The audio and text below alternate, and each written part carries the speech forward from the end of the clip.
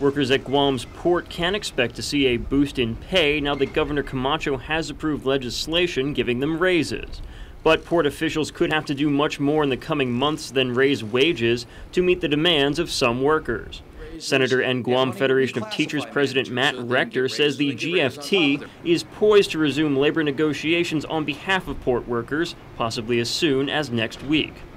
Rector says the union wants the port to address issues linked to workers' safety, among other problems. And they got money to buy new cranes, they have money to give managers raises, they have money to reclassify managers so that they can get raises and then get raises on top of their raises. But they didn't have money to buy steel-toe shoes for a bunch of hard-working guys?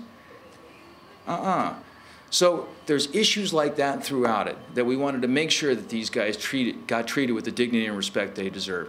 A spokeswoman for the Port Authority says safety is the port's top concern when it comes to workers, adding the port now does provide them the necessary steel-toed shoes and hard hats.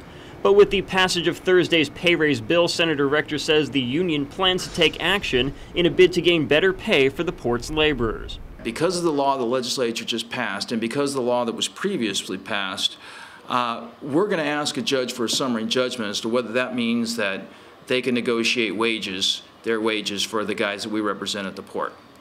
And we think that might be a very viable thing for the judge to determine.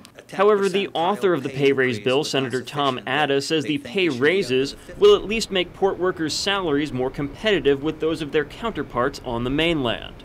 So take, for example, your gantry crane operator. The pay raise will essentially, even after the pay raise, 90% of his counterparts throughout the nation will still be receiving much more than what he will be getting. So this is a start. But Senator Atta says he can understand why the bill may have riled the union.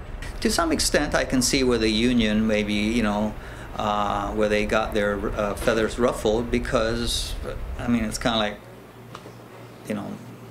we got there without the union.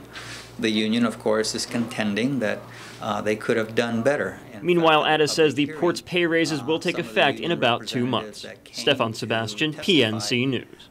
Suggested that